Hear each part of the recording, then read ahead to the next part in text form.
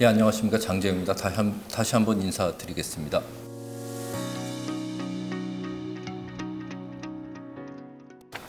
간단히 제 소개를 드리면 저는 이제 기획재정부에서 공무원 생활을 시작했고 94년부터 시작해서 2011년 말까지 하고요. 법무법인 율촌에 12년에 조인을 했습니다. 그래서 항상 이제 조세 정책, 제가 뭐 평소에 하는 일도 그렇고 조세 정책에 굉장히 관심이 많은 그런 상황입니다. 국민의힘은 공약의 숫자는 작은데 굉장히 세수 감소 효과가 큰 공약을 했습니다. 금융투자소득세 혹은 주식 양도 차익 과세를 하지 않겠다. 이건 이미 사실은 정부에서 1월 초에 국민의힘의 공약이 화답해가지고 이미 발표까지 한 상황입니다. 또 투자에 대한 보조금 또는 세액공제를 하겠다는 거. 반면에 더불어민주당은 이게 굉장히 세심한 공약들을 많이 했습니다. 그래서 뭐 스포츠업 이용료 세액 공제라든가 기숙사비 면제, 기숙사비에 붙는 부가가치세 면제, 다자녀 가구 주택 취득세 면제처럼 이렇게 굉장히 미시적인 사항을 공약에 많이 반영한 상황입니다. 그런데 말씀드린 것처럼 이 공약에 반영되지 않은 사항들 중에 사실은 앞으로 올해 그 조세 정책을 국회에서 다룸에 있어서 여러 가지 쟁점이 될 사항들이 많을 것 같습니다. 차이가 나는 공약이 있다면 가장 눈에 띄는 거는 금융투자세, 쉽게 얘기하면 주식 양도 차익 과세를 국민의힘은 하지 않겠다. 이미 발표도 정부에서 했습니다. 물론 법은 고쳐지지 않았고요. 반면에 민주당의 공약은 굉장히 좋게 표현하면 섬세합니다. 2025년에 시행되게 돼 있는데 그것에 대한 언급은 없이 ISA에서 매년 3천만 원까지 납입 가능하도록, 현재 2천만 원입니다. 근데 3천만 원까지 납입 가능하도록 하고 거기서 나온 금융투자소득에 대해서는 한도 없이 비과세하겠다. 는 그런 공약이 있습니다. 이 얘기를 조금 저는 이렇게 이해했습니다. 금융투자소득세를 폐지하지 않고 시행하는 대신에 중간 규모 이하의 투자자들은 ISA로 포섭을 하겠다. 뭐 이런 정책 취지로 저는 해석을 했습니다. 그래서 그건 결국은 국회 22대 국회 새로운 국회에서 주식시장이 어떻게 흘러가느냐 뭐 이런 것에 따라서 결정이 될 것 같습니다. 근데 뭐 제 의견을 물으신다면 아마도 논의를 심도 있게 하다가 양도차익 과세는 시행이 되지 않고 또 연기가 되지 않을까 저는 개인적으로 그렇게 생각을 하고 있습니다. 어쨌든 공약사항으로는 민주당은 과세하려는 의지가 보이고 있습니다. 가상자산도 마찬가지입니다. 가상자산도 국민의힘은 과세를 하려는 의도가 별로 없고 더불어민주당은 ISA를 많이 강조를 합니다. 이것도 ISA의 편입을 가상자산도 하고 현물 ETF가 만들어져 가지고 그 매매 수익이 있으면 그것도 금융투자소득으로 해서 과세를 하겠다는데 아까 말씀드린 것처럼 이자 배당 소득 등에 대해서 비과세한다면 이것도 비과세하겠다는 뜻이 아닐까 저는 그렇게 해석을 했습니다. 다만 이제 올해 지금 이란 이스라엘 전쟁도 있습니다만 가상자산 가격이 어떻게 되느냐에 따라서 이 부분도 결정이 되지 않을까. 근데 짐작컨대는 만약 지금 같은 상황이 계속된다면 그래서 금리 같은 게 떨어지지 않는 상황이 계속된다면 아마도 이것도 연기되지 않을까 저는 그렇게 생각합니다. 자, 탄소세 도입과 관련해서는 국민의힘하고 더불어민주당이 좀 입장의 차이가 있습니다. 국민의힘은 탄소세에 대해서는 언급을 안 했습니다. 다만 최근에 물가 등을 감안해서 물가 압력을 감안해서 지금 2021년부터 탄력세율을 적용하고 있습니다.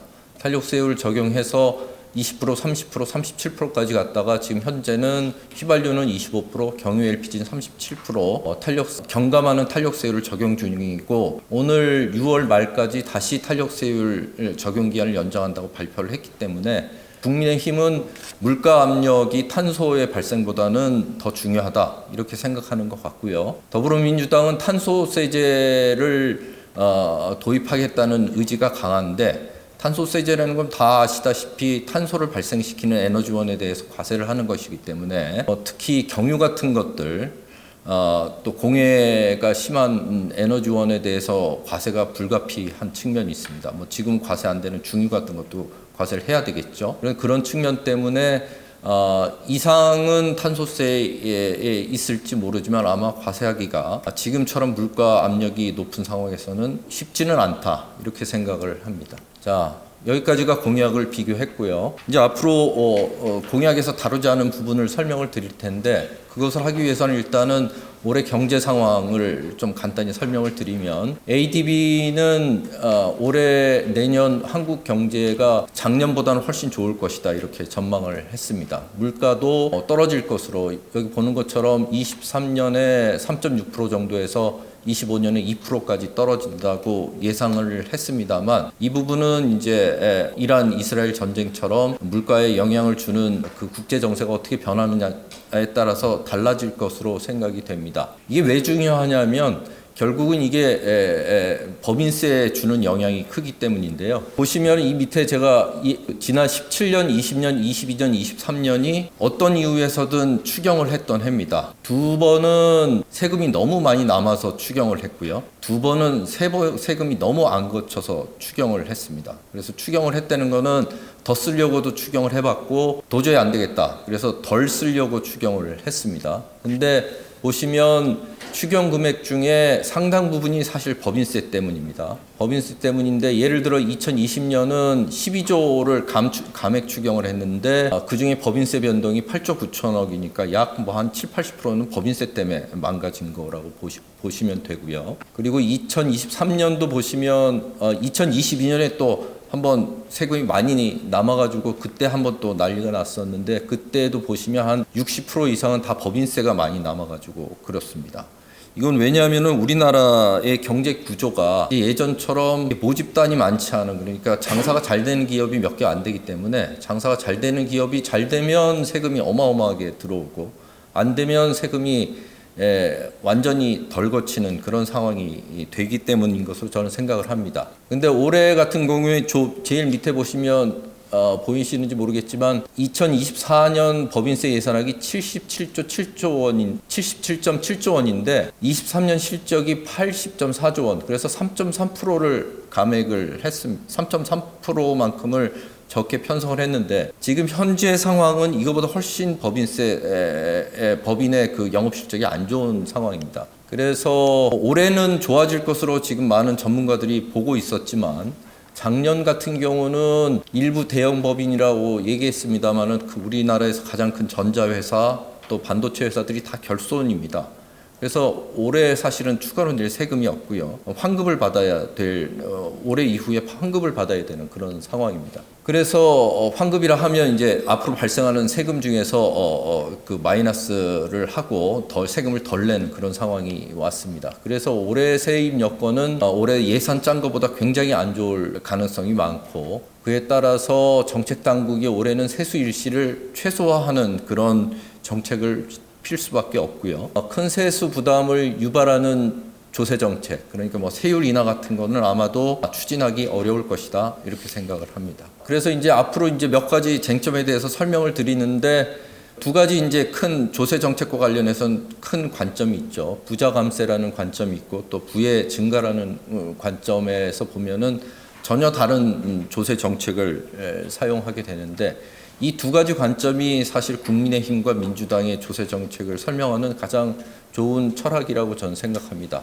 그래서 앞으로 정책 추진이 어떻게 될 것인가 이렇게 생각을 해보면, 이런 두 가지 다른 철학을 갖고 있는 양당이 각종 법률에서 자신의 정책을 관철하기 위해서 노력을 할 것인데, 일단 주목하실 거는 제적위원회 5분의 3을 넘는 의석을 범야권이 확보했기 때문에 신속 처리가 가능합니다. 그러니까 국민의힘의 도움을 받지 않고 민주당이 자기가 원하는 안건을 최소한 국회에서 통과시킬 수 있는 상황입니다. 다만 세법 같은 경우는 이게 예산 부수 법안이 돼가지고 두 양당이 합의를 못하면 11월 30일까지 종료가 되지 않으면, 그래서 합의를 못해서 종료가 되지 않으면 그 다음날 위원회 심사를 마치고 본회의에 자동 부의가 되게 되고요. 자동 부의가 되면은 정부안을 가지고 심의하는데, 정부안을 가지고 심의할 때는 새로운 내용은 반영을 못합니다. 그러니까 정부안에 반영돼 있는 사항을 고칠 수는 있는데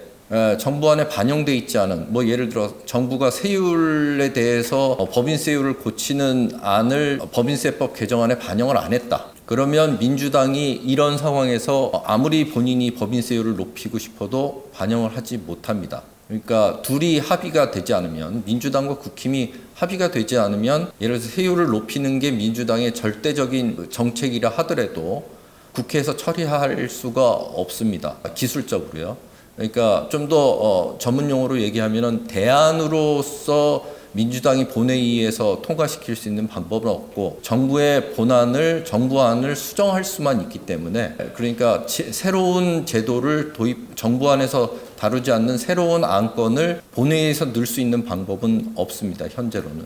그런 의미에서 또 기획재정위원회가 보면은 다른 위원회보다는 상당히 협치를 하는 부분이 있기 때문에 서로 협의하면서 돌아가지 않을까. 반면에 일반적인 법안 같은 경우에는 아마도 거부권 행사 같은 것들이 상당히 문제가 될 것으로 그렇게 생각을 합니다. 그래서 법인세율인데 법인세율이 어떻게 될 것이냐, 둘 다 공약은 없습니다.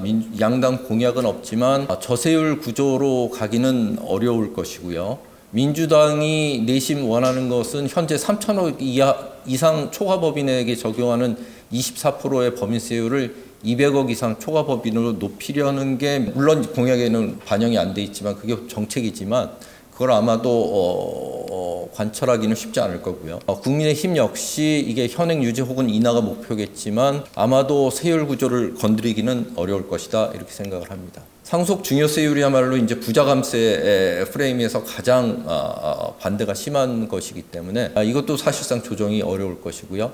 다만 합리적인 제도로의 개편, 예를 들면 최근에 부부간 상속 증여 문제가 굉장히 큰 이슈가 될 가능성이 있습니다. 왜냐하면 부동산이 최근에 많이 가격이 올랐죠.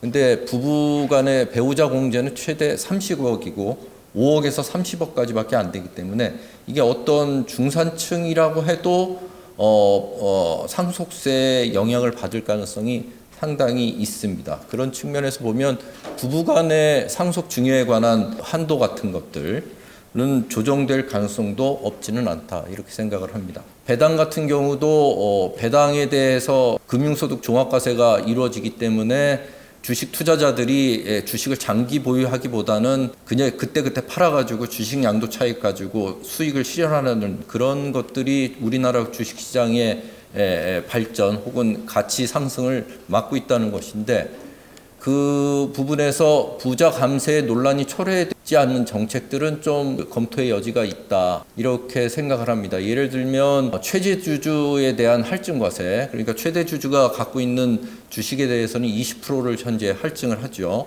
근데 몇 년 전만 해도 30%까지 할증이었습니다. 그게 문재인 정부에서 20%까지 떨어진 그런 상황이기 때문에 이런 부분은, 이게 주식시장의 영향은 비단 이게 부자 감세로만